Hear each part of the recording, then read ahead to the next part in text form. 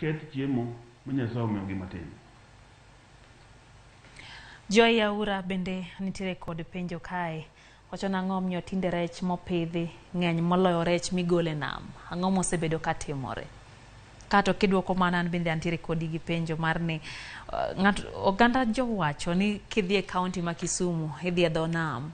Kata kamano yudo ka kanyo makoro bech rech tekie moloyo kata kuonde maboyo gi nam. Ang'o mabedo osebedo katimore ahinya kanyo jatelo? Lernwa kawuono ni to en osebedo nang'o?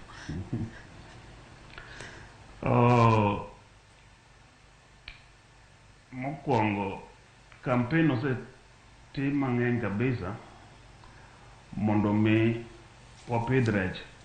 Ni winjo ka wacho ni ponds mwase gero Kisumu di 2,000 mantie rech, moko nitie rech 1,000, moko nitie kata rech 2,000. Koro rech iteko kagi to gin rech mang'eny. To bende e nam kucha kidhi e cages yudo ka rech ng'enye kabisa.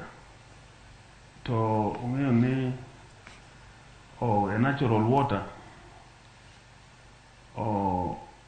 ema paro ni the population mar rech odok e piny matin. Ok anyal bedo gi exact answer, but then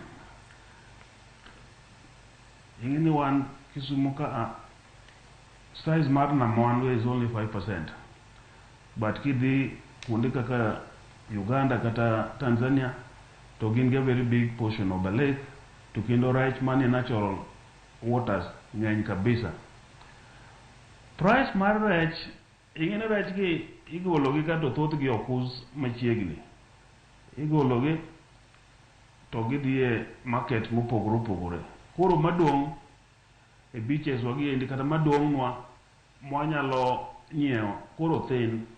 Koro demand koro ni malo moingo supply. Mano emomiyo aparo ni bech rech nyalo bedo ni malo Kisumu moloyo kuonde moko, even though ni rech tugo Kisumu kaendi.